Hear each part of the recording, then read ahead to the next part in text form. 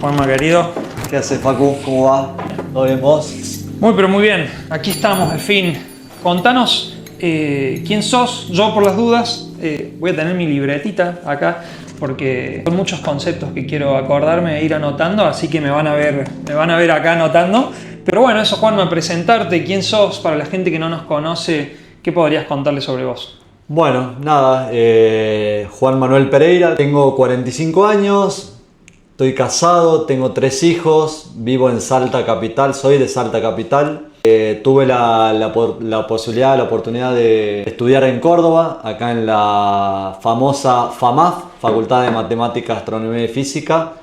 Así que nada, fueron casi 7 años que viví acá en Córdoba, me vine con 18, volví con 25 a Salta y bueno, con una carrera que exige mucho, Sí, bravo, que te genera capacidad de pensar, porque bueno, la teoría te la dan en muchos lugares y la calle te da, digamos, la práctica que va ganando uno cuando va trabajando. Esos conceptos básicos que la universidad y que la parte académica te da, a veces de alguna manera uno no los valora en su momento, pero pasados los años después te das cuenta lo importante que es. los tiene en cuenta y los aplica de manera bastante más concreta que cuando uno lo ve en la teoría en la universidad. Así que bueno, la verdad que nada, eso me ha permitido a mí, bueno, estar en el lugar que estoy hoy, realmente poder aplicar, digamos, la experiencia y los conocimientos que uno tiene en una empresa como Mindfactory que da esas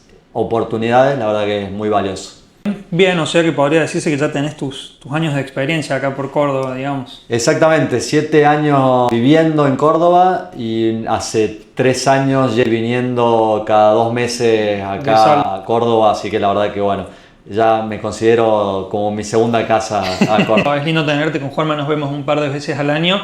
Yo tuve el honor de hacerle una entrevista para nuestras redes, que las pueden ir a chequear ahí en nuestro Instagram. Pero bueno, Juanma, también entonces comentarte un poco, ya sabiendo tu historia y tus comienzos dentro del FAMAF, digamos, ¿cómo sigue, digamos, la historia de Juanma y vos una vez, digamos, que emprendés esta carrera, desde que eso sucede, desde que eso comienza en este transcurso de esos 7 años también y estos 3 que mencionaste después? Luego en el medio, ¿cómo llegás a ser lo que sos hoy? ¿Qué sucedió en el medio? Bien, nada, en mi vida laboral y profesional tuvo varios cambios de rumbo en este trayecto. Como te comentaba, tengo 45 años, pero bueno, nada, cuando vuelvo de Córdoba a Salta, buscando trabajo, sale una oportunidad en una ONG, organización no gubernamental, en donde buscaban una persona que gestione sistemas y aplicaciones que la organización estaba necesitando. Sí. Y nada, fui a una entrevista, me dijeron que el perfil estaba acorde a lo que necesitaban y empecé un camino en una organización que tiene sedes en varios países y que bueno, nada, en Argentina recién estaba arrancando la organización, empecé a trabajar haciéndome cargo de sistemas y aplicaciones, un poco de servidores, un poco de base de datos. La verdad es que bueno, la tecnología y la ciencia de la computación y lo que he estudiado ha ido cambiando mucho en los últimos 20 años. Entonces, antes era como estudiabas sistemas y sabías de todo un poco, digamos. En charlas de café con amigos también de nuestra edad y chicos más jóvenes. De hecho, en la empresa tenemos la oportunidad de compartir con chicos que han nacido en la era digital, han nacido en la era tecnológica. Y nosotros que venimos un poquito más de atrás, que somos un poco más viejos, nos damos cuenta de que realmente el impacto de los últimos 20, 25 años ha sido impresionante. Y como te digo, cuando empecé mi vida profesional laboral, el que había estudiado sistemas era el que tenía que arreglar una impresora, que tenía que arreglar una computadora, desarrollar software, hacer, digamos, implementar redes. Y de hecho eso fue cambiando mucho en los últimos 15 años por lo menos, en donde hay especialistas en seguridad de la información, ciencia de datos, desarrollo de software, backend, frontend, DevOps, de calidad, analistas funcionales, metodologías nuevas, ágiles, Scrum, Kanban, y realmente ha ido cambiando tanto el ecosistema que bueno, nada, es realmente desafiante todos los días mantenerse actualizado y estar, digamos, a la par de chicos que han nacido ya con una dinámica distinta. Eso es verdad, yo por ahí lo charlo mucho. Bueno, a mí me pasa personalmente desde que estoy acá en Mind Factory, haberme chocado con ese mundo de no tener ese, o sea, yo no tenía esa imagen, digamos, de que, bueno, el programador es el que hace todo esto, pero tampoco sabía que había tantas subdivisiones. Me empecé a enterar también de todo lo que es las ceremonias, digamos, las metodologías ágiles, todos los roles que hay dentro de un proyecto, y la verdad que eso por lo menos a mí me cambió de lugar, digamos, varios pilares que yo pensé que tenía, porque bueno, digamos, o sea, a mí siempre me ha gustado mucho la tecnología, siempre he sido adepto a eso. Yo nunca desarrollé nada, pero siempre cuento acá y nos reímos por ahí quizá con algunos en la OFI. Me gustan mucho los videojuegos y por ahí he llegado a meterme en el código de los videojuegos para cambiar algunos valores true, false, algunos parámetros. Es lo máximo que he hecho, pero siempre me gustó mucho. Pero vos tuviste una gran ventaja. Internet y la posibilidad de buscar de manera inmediata todo lo que a uno le interesaba o le interesa. Sí, entonces, eso es verdad. En este caso, cuando nosotros éramos un poco más jóvenes, no teníamos la posibilidad de tanta información disponible a la mano. Sí. Entonces eso ha cambiado realmente hoy, cómo la inmediatez y la posibilidad de acceder a tanta información genera que las nuevas generaciones y las personas que hoy se encuentran en esta industria puedan hacer esto que vos estás comentando. Pero imagínate lo mucho que cambió, que incluso a mí me pasa. O sea, yo particularmente nací en el 2000, tengo 25 años, y a mí me pasa de ver algunas cosas que yo veía cuando tenía, no sé, 10, no te digo 15 ya, pero por ahí 10, 12, 9, que hoy en día también completamente obsoletas. Yo crecí también con los cassettes, cuando yo recién, no sé, llegó el celu por ahí como algo masivo, tipo el famoso teléfono fijo sí ya estaba, pero el celular que uno hacía así, llegó cuando yo tenía, no sé, 10 años, y antes de eso recuerdo cómo era un poco la vida también, pero hoy en día ya las pantallas son, o sea, vos ves a chicos de 3, 4 años, viste, con pantallas ni y siquiera, hasta a mí o sea, hay chicos de 1 año que agarran un teléfono y ya instintivamente con el dedo mueven para allá porque es parte de la evolución del ser humano también. Bueno, viste que ahora el gesto de teléfono que antes era así, que exacto. para mi época también, ahora es... Sí, así. Ahora es así, o así. Exactamente. Incluso, no, eso es muy loco. Termino, digamos, mi travesía por esta ONG Sí. me hace que pase por muchas partes del área de sistemas y llegado un momento, conociendo todos los flujos y procesos de la empresa, me ofrecen hacerme cargo de un área de back office. Sí. En donde ya no tenía que ver cuestiones solamente de sistemas y tecnología, sino tenía que gestionar procesos que tenían que ver con el funcionamiento de la organización. Y de ahí empecé, digamos, a interiorizarme en gestionar procesos y a su vez esos procesos terminaban derivando de que uno tenía que gestionar a algunas personas que ejecutaban los procesos. Y eso me fue cambiando un poco el foco de qué es lo que me gustaba hacer. Claro, ahí como que tuviste un punto de inflexión, digamos. Entonces dije, che, creo que me gusta interactuar con personas para que la tecnología que yo manejo pueda quedar en función, digamos, de mejoras de procesos, mejoras de la vida cotidiana de las personas que tienen un rol o una tarea asignada dentro de una empresa. Y la verdad es que me sentí cómodo y empecé a virar un poco a gestionar procesos aplicando tecnología. Ahí está. Como que empezás a guiar la tecnología a través de procesos y personas para que cumpla eso que vos querés. Y luego, bueno, la pandemia hizo su trabajo en muchas empresas, organizaciones en donde tuvieron que empezar, digamos, a recortar estructuras, costos y todo. Y de repente a los 41 años, en el año 2021, tengo que salir de esta organización luego de 16 años, habiendo gestionado procesos, habiendo gestionado equipos de muchas personas y encargándome de un área de planificación y gestión. Sí. Y luego de eso, digo, bueno, ok, ¿qué es lo que quiero a los 41 años? Teniendo una base, digamos, en el área de sistema, en el área de tecnología, hacia adelante. Y ahí dije, bueno, voy a meterme en la gestión de proyectos. Y eso es lo que hoy realmente me lleva a estar en el lugar donde estoy, apasionado de combinar lo que he estudiado, lo que sé hacer, pero con la posibilidad de gestionar esas personas para que ejecuten, digamos, lo que tienen que hacer en un proyecto de desarrollo de software. tu vocación quizá podría decirse fue, no es como cambiando, pero quizá mutando un poco en esto de que vos decís, en los últimos 20 años se abrieron tantas puertas a lo que uno puede hacer que, como vos decías antes uno estudiaba ingeniería de sistema y, como te digo, era el que te hacía la impresora, el que te hacía el código, el que te hacía todo. Y hoy en día vos quizá entraste un poco en ese contexto, quizá un poco antes, y después te fuiste dando cuenta que quizá querías virar hacia este lado de, mediante procesos y personas y equipos, ir guiando un poco la tecnología para estos objetivos.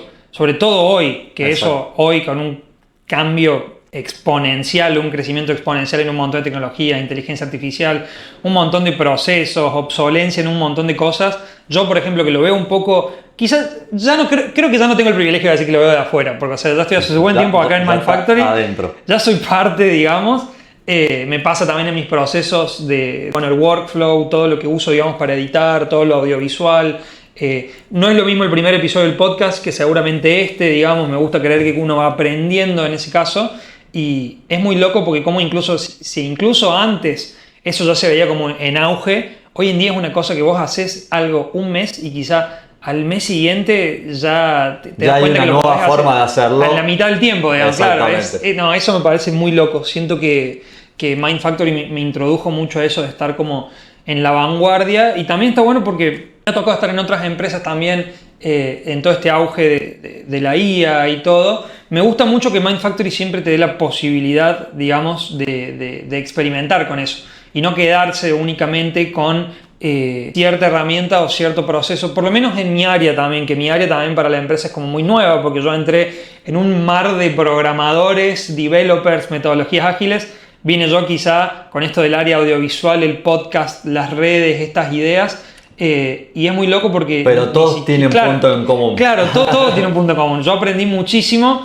y luego de muchas reflexiones y todo, pudimos agarrar como esta idea de, bueno, desde afuera, cómo se ve esto que ustedes hacen, digamos, que está bueno. Ya que nos contaste, Juan, un poco cómo fue tu trayectoria, cómo fue mutando esto que dijimos de tu vocación y por circunstancias X de la vida terminaste acá dentro de Mind Factory. Yo creo que a todos en la pandemia nos chocamos quizá un poco con esa fuerza inamovible que en la gran mayoría de los casos trajo cambios, ¿sí? Que hoy quizá con el diario del lunes ya no sé si son malos, algunos no sé si son buenos, lamentablemente, pero otros, en este caso, ese cambio a vos te hizo estar acá en Mind Factory. Exactamente. Y al fin y al cabo, digamos, con toda la experiencia que tenés, quiero que hablemos un poco de los proyectos dentro de Mind Factory que te han marcado a vos como Project Manager. Lo primero que te quiero preguntar sobre proyectos, con la experiencia que vos has tenido acá adentro, ¿qué hace para vos que un proyecto sea complejo? Bien. A ver, en lo que es la variedad de clientes que tiene Mind Factory ha tenido la posibilidad y tiene la posibilidad de trabajar con diversas industrias, diversos organismos, empresas privadas, sector público, empresas del exterior. Entonces, realmente es difícil decir qué es lo que te gusta o qué es lo que de alguna manera en un proyecto te hace sentir que las cosas son distintas al resto. Sí. Y la verdad es que, bueno, nada, eso es lo divertido de esta posición, de este rol en relación a los proyectos. Nada, conoces de distintas industrias, conoces de distintos rubros, conoces de distintas personas que al final tenemos un fin común, llevar adelante una idea. Un proyecto es, alguien tiene una idea, una necesidad, y cómo nosotros desde el factor que tenemos en el control, digamos, de ese proyecto, podemos plasmar esa idea y ponerlo, digamos, a trabajar en función, digamos, de la necesidad que se está buscando suplir o llevar a la práctica. Entonces, nada, la verdad es que es una parte de cómo gestionar los proyectos que depende mucho del cliente, depende mucho del equipo que se conforma, pero obviamente por detrás hay una línea conductual que la empresa decide trabajar con una metodología ágil, con un proceso de ingeniería, con una forma de hacer que el proyecto salga adelante con las particularidades de la industria que se está trabajando, con las particularidades del cliente que se está trabajando. Así que nada, a veces esos mix realmente resultan desafiantes, porque termina siendo que uno no puede ser el mismo y aplicar las mismas recetas para todos los proyectos. Cada proyecto tiene una forma de encararse, tenemos herramientas que nos permiten llevar una línea conductual, pero es como todo, o sea, no podemos aplicar las mismas recetas para todos los proyectos porque son todos distintos y la coyuntura, el contexto, el cliente, la empresa, todo también hace que uno tenga que prestar atención a detalles que en algunos otros proyectos quizá no tienen, digamos, la relevancia o importancia que en otros sí. Bueno, podríamos decir que eso habla del nivel de personalización que tiene Mindfactory con sus clientes. Sí, es verdad, eso yo lo veo, digamos, día a día con todos los PMs y todos los proyectos que tienen a cargo y la infinidad de rubros distintos, digamos, que corren dentro de todos los staff meetings que tenemos, de todos los roll downs, de todo lo que vamos viendo. Y por ahí, en esto que quizá uno pueda identificar cierto tipo de patrones o quizás no, ¿has notado quizá algún patrón quizá o alguna decisión sí, que identifiques como la más importante del proyecto? Por ejemplo, no sé, pasó tal cosa y si pasa esto, ¿estás seguro que cambia el rumbo del proyecto para bien o para mal? Si es algo malo, por ejemplo, ¿cómo lo han solucionado? O si es algo bueno, ¿cómo te das cuenta? Como alguna especie de hito, quizás, si estás hablando de algo bueno dentro del proyecto. ¿Has notado que suelen haber quizá a veces algunos momentos así, algunas decisiones así? Sí, a ver, creo que los proyectos desde el momento cero, desde una preventa hasta el momento de la entrega, termina siendo una consecuencia de las decisiones que se van tomando en el camino, que no solamente dependen, digamos, de la empresa que está prestando el servicio para llevar adelante el proyecto, sino también de las decisiones que toma el propio cliente a la hora de llevar adelante situaciones que en la dinámica de un proyecto, hoy justamente las metodologías ágil permiten girar en el medio del proyecto. Antes uno trabajaba con metodologías que eran un poco más rígidas, hay una metodología que se llama de cascada, donde uno armaba todo un Gantt, un diagrama en donde iba diciendo, bueno, el recurso 1 hasta tal fecha va a estar asignado acá, el recurso 2 haciendo tal cosa, había un presupuesto, digamos, fijado para todo, digamos, el largo del proyecto para tal cosa. Y hoy las metodologías ágiles dicen, la verdad es que es tan dinámico todo, que capaz que nosotros hoy estamos diciendo esto debiera funcionar así, y cuando implementamos la primera entrega y vemos que eso, digamos, de alguna manera va a funcionar de otra forma de la que se había previsto en el inicio, la metodología y la posibilidad, digamos, de ser flexibles con eso, hace que el proyecto vaya tomando rumbos que no estaban pensados en el momento 0, en el momento 1 o en el momento 2.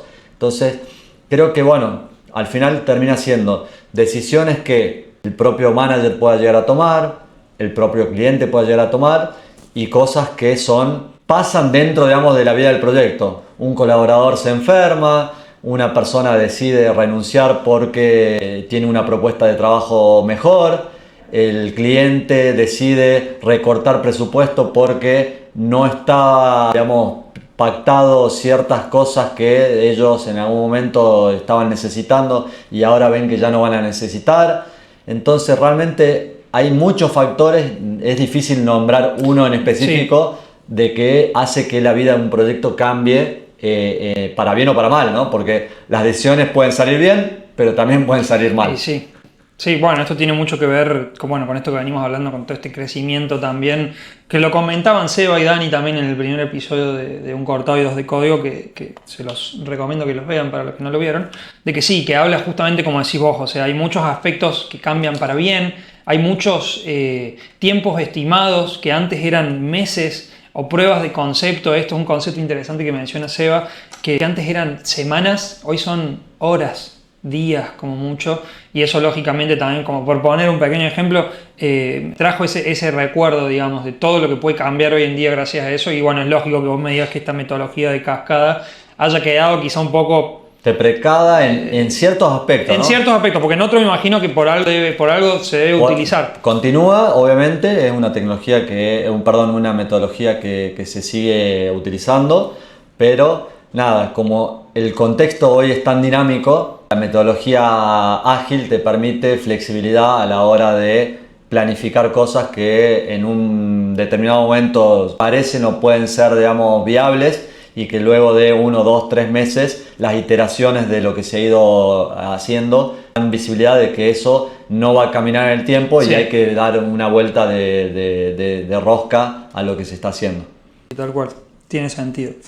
Hablando de equipos, que quizá te adentraste un poco también en estas circunstancias y de todos estos parámetros que puede ir atravesando un proyecto, quiero hablar un poco de los equipos, de la manera también de encarar un proyecto dentro del mismo.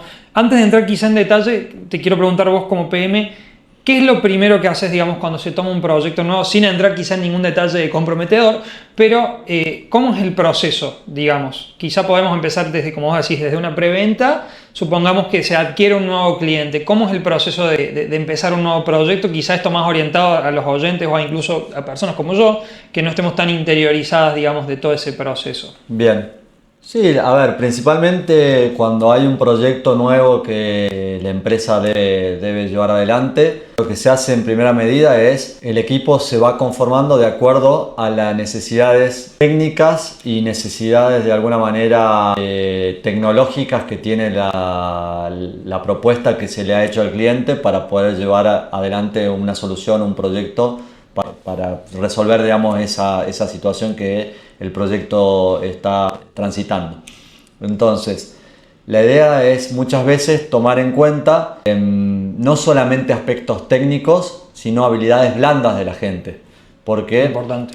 las personas no somos robots, no somos... puede haber una persona que es técnicamente impecable, pero yo necesito que esa persona interactúe con una contraparte del lado del cliente y esa persona capaz que no se siente cómoda haciendo ese rol de interactuar con una contraparte porque sus habilidades están, digamos, de una manera determinadas más que nada para otro tipo de tarea. Entonces nada, es encontrar ese equilibrio entre las habilidades técnicas de una persona, las capacidades blandas o conductuales. La verdad es que bueno, es realmente, digamos, muy importante tratar de elegir a las personas adecuadas y no solamente a las personas adecuadas, sino después eso, hacer que cada pieza, digamos, del equipo pueda ser un todo, porque al final ese todo es lo que nos va a llevar a poder lograr los resultados y los objetivos planteados. Lo que el Juanma de hace unos años empezaba a ver como esta manera de guiar la Así tecnología. Así es. En realidad uno, la experiencia de ver más allá de un currículum vitae, la experiencia que trae esa persona, tiene que empezar a ver cómo esa experiencia, esa persona va a encajar con las otras personalidades y las otras experiencias del resto del equipo. Entonces bueno, ese es por ahí el desafío muchas veces de los PM, ¿no? De encajar, digamos, personalidades, habilidades técnicas en pos de lograr un objetivo común que es llevar adelante un proyecto, una solución para un cliente. Y esta pregunta, esta respuesta en realidad que acabas de dar, me surgió una duda entre medio. Uno, para hacer esto como PM tiene que estar de antemano claramente muy alineado con el proyecto. O sea, claramente antes de la etapa de búsqueda de cierto talento, de cierto stack, primero está toda la info, digamos, del proyecto en sí, que supongo que luego, ahora te lo voy a preguntar quizá de una manera más detallada, luego después se pasa a esta etapa donde vos tenés este desafío de ir buscando los talentos y las personas para poder formar, digamos, esa pieza que se unifica. ¿Qué es lo que sucede en este briefing, digamos, de cuando ustedes les dan la información del proyecto? ¿Cómo procedes vos ahí? ¿Investigás por tu cuenta? ¿Eso la empresa? Esto es una duda que me acaba de surgir a mí, que no sabemos si va a quedar o no en el podcast, pero genuinamente me acaba de surgir porque yo entiendo que, claro, deben tener, digamos, como una reunión donde esos proyectos, che, miren, tenemos esto. ¿Cómo te interiorizás vos para alinearte con los objetivos y las necesidades de ese cliente para después saber cuáles son las piezas necesarias para el rompecabezas, digamos, de esa necesidad? Sí, a ver, la empresa tiene un sector, un área, una pata comercial que se encarga justamente de hacer este análisis, de decir, bueno, este es un proyecto viable para la empresa, porque nada, hay proyectos que por ahí son, digamos, canalizados no tiene la capacidad de atenderlos por la envergadura, o no tiene, digamos, quizás los conocimientos necesarios para poder hacer. Entonces hay una etapa de análisis que en este caso los managers no participamos activamente porque hay todo un análisis previo de un área comercial. para tomar o no ese proyecto. Exactamente. Claro. Esa área comercial tiene un sustento dentro de lo que es el equipo de ingeniería. Hay un equipo de ingeniería que valida técnicamente qué es lo que se necesita para poder viabilizar y encarar un proyecto determinado.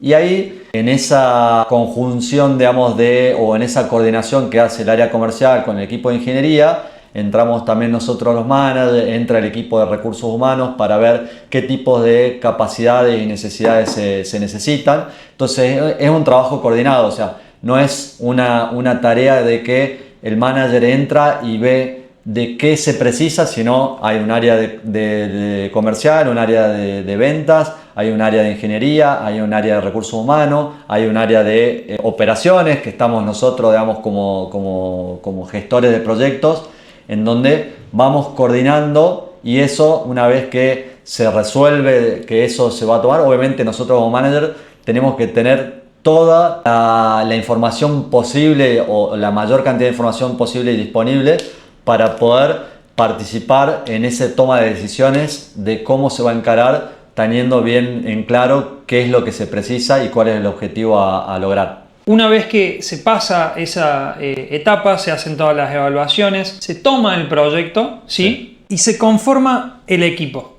Lo primero y principal, que es un poco lo que hablamos al principio de este episodio, ¿sí? Es el hecho de vos, por ejemplo, estar trabajando en Salta, estar residiendo en Salta, y nuestras oficinas acá. ¿Cómo sentís vos que haces o cómo te asegurás porque, a ver, obviamente todos toman su contrato y por más de que sea presencial o remoto, vos sos el PM, digamos, pero claramente esto que mencionaste de las habilidades blandas, justamente, que son tan importantes como las habilidades duras y como lo técnico, ¿cómo te asegurás de crear cercanía estando lejos, digamos, con tu equipo, con este equipo que después de todo ese proceso ya se conformó y ya está listo para ir a la acción, digamos? ¿Cómo te aseguras vos? ¿Cómo es la bienvenida? ¿Cómo son los primeros pasos de un equipo? Si me podés contar eso. Sí, a ver, la verdad es que Mindfactory es una empresa que permite este tipo de cosas, de trabajar remotamente y poder de alguna manera ocupar. Y normalmente tengo la posibilidad de viajar frecuentemente acá a Córdoba, una vez cada 45 días, una vez cada 2 meses.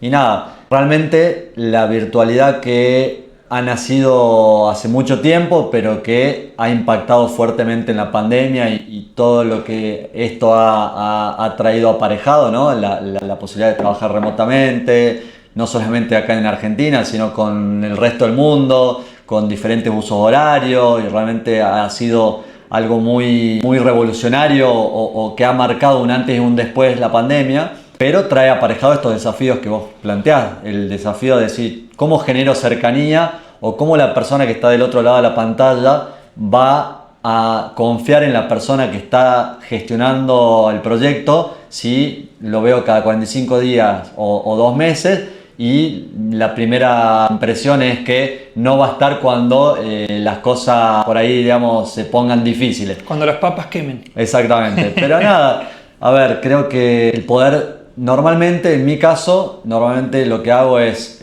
poder estar presencialmente cuando se hace un kick-off de un proyecto, cuando se hace la conformación de un equipo, para poder generar ese vínculo, porque realmente la vida remota hace que por ahí un vínculo no se pueda consolidar si la persona no te conoce físicamente, no Claro. lo tenés cerca.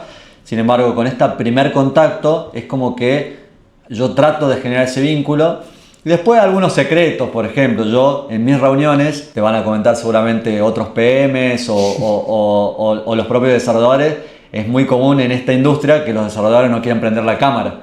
Sí. Entonces, yo por ejemplo en mis reuniones, en dailies, weeklies, retros, todas las reuniones, mi cámara está 100% prendida todas las reuniones.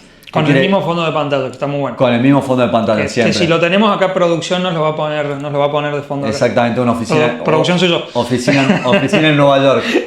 Un loft en Nueva York. Exactamente. Entonces, ¿qué genera eso? Que la persona me ve la cara todos los días. Claro. Todos los días de su vida, porque en las dailies me ve todos los días y ve que hay una persona del otro lado que cuando aparece presencialmente no es tan desconocido porque lo veo todos los días. Sí. Entonces, un pequeño secreto, pero existe, digamos, esa cosa de que cuando te ven todos los días no sos tan, digamos, lejano. Sí. Es una buena práctica. No escuchan solamente una voz atrás de un fondo negro. Escuchan una voz, pero con una cara que todos los días aparece del otro lado de la pantalla. Atrás de un departamento en Nueva York. Exactamente. Con la maceta esa verde. Y por otro lado, nada, los espacios comunes donde se debaten ideas, las actividades de team building que hacemos cuando se puede hacer presencial, cuando hacemos, también no todo se centra en reuniones laborales, muchas veces hacemos actividades que nos permiten integrarnos y hacer que la gente sienta que estamos más cerca también, sí, no solamente en lo laboral, sino también en lo personal. Y obviamente los espacios de uno donde uno no solamente está enfocado en saber si la persona hizo o no hizo su trabajo, sino entender un poco cuál es su dinámica de vida, cómo ocupa su tiempo más allá de lo laboral. Entonces, al poder generar esa cercanía con cada una de las personas, creo que esas personas se dan cuenta de que más allá de la distancia hay una persona que del otro lado conoce cómo funciona su dinámica también más allá de lo laboral. No, bien, siento que hemos cubierto muy bien, digamos, esta incógnita que surgía porque, bueno, a mí es algo particularmente que me llama mucho la atención. A mí me ha pasado conociendo a algunos colaboradores con los que había tratado así en meets y en varias reuniones, y verlos puntualmente ahora en vísperas de fin de año, que nosotros tenemos la Mind Factory Summit acá a fin de año, que es el encuentro anual que hacemos con todos los colaboradores, del mundo de Mind Factory.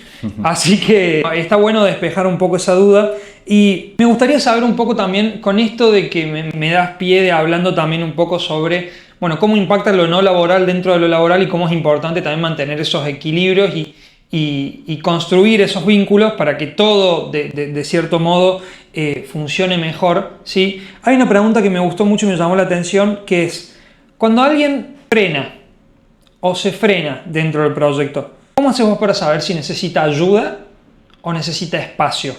Con esto que vos dijiste. Entiendo que dependen obviamente de muchos más factores, no es acá que cada uno se puede frenar cuando quiera, hay deadlines, hay clientes, hay tiempos estimados, pero ¿cómo sabes vos cuando ya me vas a poder responder esto de decir, no, he got this? Confío en él, confío en ella, o me meto, ¿cómo estás? ¿Hay algún parámetro que vos identifiques? ¿Tenés algún proceso, digamos, para estas situaciones? ¿Cómo se suele dar, digamos, esto? Mira, como sabrás, todos los proyectos tienen asociado métricas en donde uno va evaluando si está cumpliendo con los objetivos puestos a corto plazo, mediano plazo, a largo plazo, y esas métricas que son revisadas de manera periódica, quincenalmente, semanalmente, va viendo más allá, digamos, de la métrica dura, el número y cómo funciona eso, cuando una persona se encuentra motivada o no motivada en estos espacios por ahí en común, cuando una persona normalmente que participa empieza a participar menos, cuando ves que las entregas que normalmente hacía tiempo ya no vienen a tiempo. Entonces está la posibilidad de detectarlo a tiempo cuando uno está cerca, digamos, del equipo, de la gente, y a veces en la misma vorágine del proyecto, todo, empezás a ver que todo marcha bien, pero en realidad hay una persona que está levantando la mano y está diciendo no estoy pudiendo lograr los objetivos. Y nada, a veces, como decís vos, puede parar la persona porque algo está pasando, o puede uno detectar, digamos, que le está pasando algo no en relación al proyecto solamente, sino en su vida personal.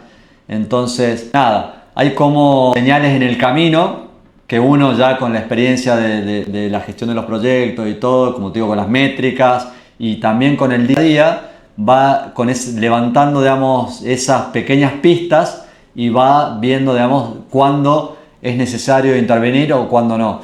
Y después, bueno, hay un tema de personalidades también. Hay personas que se sienten más cómodas o necesitan espacio. Si yo le pongo siempre, digamos, la vista en la nuca, esa persona, digamos, empieza a rendir menos. O hay personas que yo me retiro un poco y esa persona empieza a rendir un poco más. Sí. Entonces, nada, realmente no hay una fórmula para detectar digamos, ese tipo de circunstancias. tiene que ver, como te digo, muchas veces mirando los números, mirando las métricas, muchas veces esa persona levanta la mano y dice me está pasando algo, y muchas veces es de alguna manera la mirada de la persona de decir acá está pasando algo, me acerco y veo.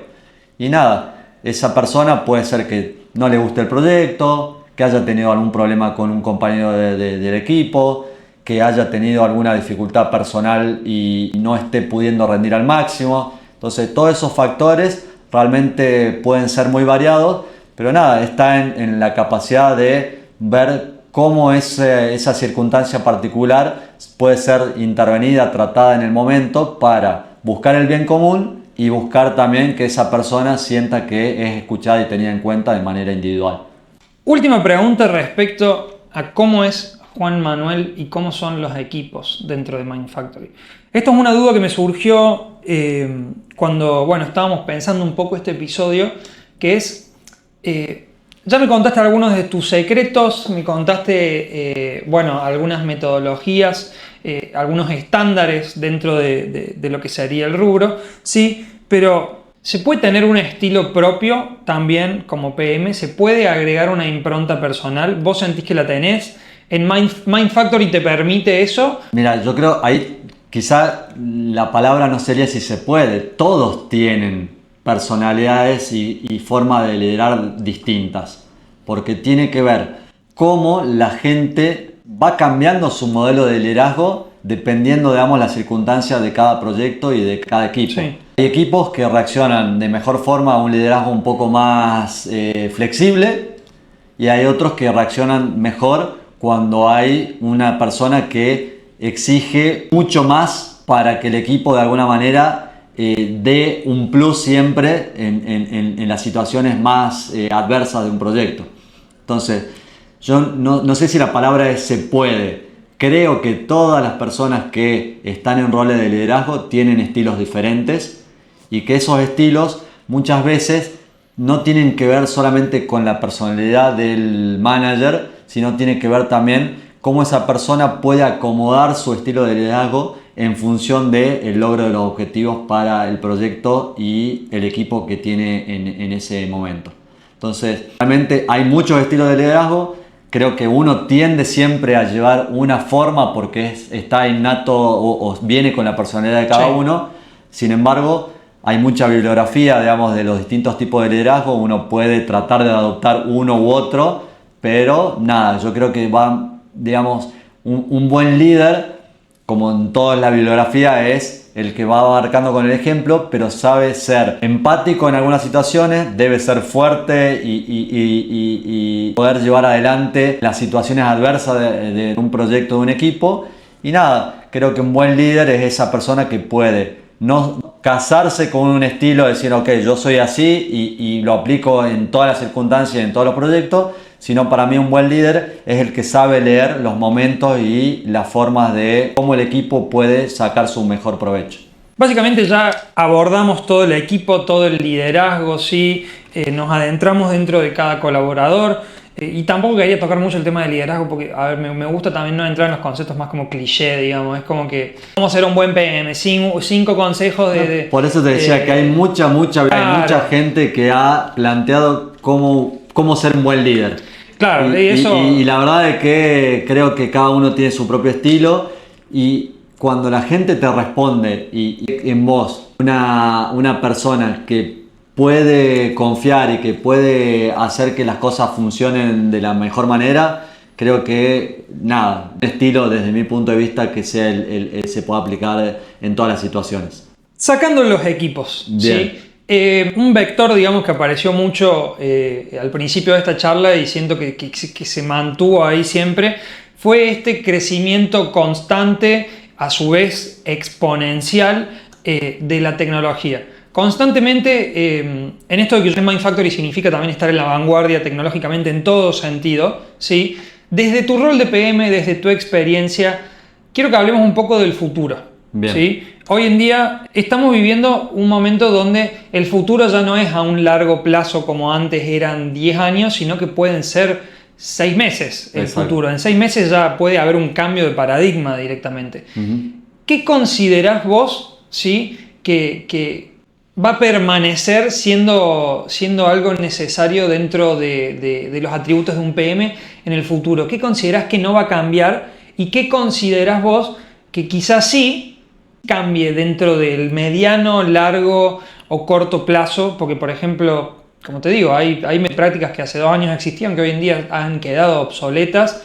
Hay prácticas que hace meses ya han quedado obsoletas, porque está muy bueno esto, porque incluso es dentro del mismo uso de las tecnologías, son las mismas tecnologías que se actualizan, y quizá prácticas que hoy las asociábamos a cierta inteligencia artificial, hoy en día dentro de esa misma ya tampoco están disponibles y ya es otra. ¿Qué sentís vos que va a permanecer, digamos, dentro de tus tareas y tu rol y tus atributos importantes como PM? ¿Y qué sentís vos que quizá en algún futuro no tan lejano pueda desaparecer, digamos, dentro de tu rol? Bien, creo que uno de los puntos que todavía va a permanecer y que tiene que ver, digamos, con la gestión de proyectos es ser el nexo entre una necesidad y quien ejecuta, digamos, la tarea, para poder hacer que ese rol de eslabón de nexo entre una persona, una empresa, una entidad que necesita cubrir, digamos, algo, y la persona que ejecuta la tarea o el equipo que ejecuta la tarea, va a seguir siendo, digamos, una cosa que el PM va a tener que seguir cubriendo. Y después, bueno, lo que va a ir desapareciendo seguramente es todo lo que antes un PM y hasta todavía se sigue haciendo, es la parte, digamos, de seguimiento de ejecuciones, todo. Hay tantas automatizaciones, tableros que permiten sacar métricas de manera casi inmediata. Antes era llenar Excel, cargar cantidad de cosas para la métrica después pueda ser leída o por el equipo, por el cliente. Entonces, todo eso creo que se ha ido generando tal grado de sistematización, automatización de todos esos flujos, que eso probablemente termine siendo, digamos, algo que queda como una verificación del lado del PM, que esas métricas sean las confiables y las que realmente dan la información certera. Por otro lado, como te digo, esto de ser el nexo entre la necesidad y quien ejecuta la tarea es algo que por el momento veo que va a continuar. Estamos llegando al final Bien. de este grandísimo episodio. Espero que no se hayan aburrido del otro lado. No, por favor, por favor. Este grandísimo episodio y este grandísimo colaborador, Juanma, desde ya agradecerte. Quiero que hablemos muy brevemente un poco, luego de haber sabido toda tu historia, de haber sabido cómo esos 7 años en FAMAF y luego de Salta a Córdoba, Córdoba a Salta, tus raíces dentro de lo que fuiste descubriendo, cómo fue mutando tu vocación de primero un amante de la tecnología y después ver cómo ir guiando esa tecnología mediante procesos y personas. Además de todo este crecimiento exponencial, quiero que hablemos particularmente de este año. Bien. ¿Sí? Particularmente este año en Mindfactory, ¿sí? Este concepto de crecimiento que venimos viendo en el podcast, también de cierta manera lo vivimos nosotros como empresa. Tuvimos Exacto. un crecimiento muy grande que ahora estamos convirtiéndolo en algo escalable, ¿sí? Yo creo que ese es nuestro norte, ¿sí? Estamos creciendo, ahora escalemos, eficienticemos, ¿sí? Y una gran parte de eso es, bueno, hacer una retrospectiva de cómo fue el año. Yo creo particularmente, sin ser PM, ¿sí? Y asistiendo quizá un poco a todos los colaboradores desde mi humilde rol audiovisual y productor de este podcast, un año cargado de desafíos, cargado de aprendizajes. ¿Qué te llevas vos? Bueno, nada, creo que realmente ha sido un año, como decís, desafiante. Hemos, a nivel, digamos, de empresa, organización, certificado normas ISO, hemos estructurado equipos que anteriormente funcionaban de una forma y que ahora funcionan de otra, con un área de ingeniería, con un área de infraestructura. Realmente nosotros como manager hemos adoptado también nuevas herramientas a nivel empresa para gestión de los proyectos, para gestión de las personas en el área de recursos humanos. Entonces realmente ha sido un año que hemos plantado las bases, como decís vos, para escalar. Hemos crecido quizá en cantidad de colaboradores, en números, pero también hemos puesto el foco en, ok, no podemos seguir creciendo de esta forma porque no vamos a poder dar abasto para gestionar todo lo que hemos crecido. ¿Cómo vamos a poder hacerlo? Escalando. ¿Cómo vamos a escalar? Y tenemos que apoyarnos justamente en nuevas herramientas, en nuevos procesos, porque muchas veces las herramientas pueden ser muy buenas, pero si no hay procesos claros, las herramientas no van a ser una solución, sino al final van a ser un cuello de botella. Sí. Entonces nosotros necesitamos poder hacer que esas herramientas estén en función de la necesidad que hoy la empresa tiene de poder sentar estas bases. Y en lo personal, nada, muy contento. Creo que cuando uno es joven, cree que en algún momento, nada, el aprendizaje así, bueno, ya estudié, listo, ya está, ya dejé el libro guardado abajo de escritorio No, sí. o lo que sea. Pero nada, yo, como te decía, tengo 45 años y realmente ha sido un año gigante de aprendizaje para mí. Y la verdad que sobre todo aprendo mucho de la gente. Chicos que este año hemos tenido la posibilidad de tener muchos pasantes, que la empresa tiene un convenio ahí con una universidad y termina realmente trayendo gente que se está formando.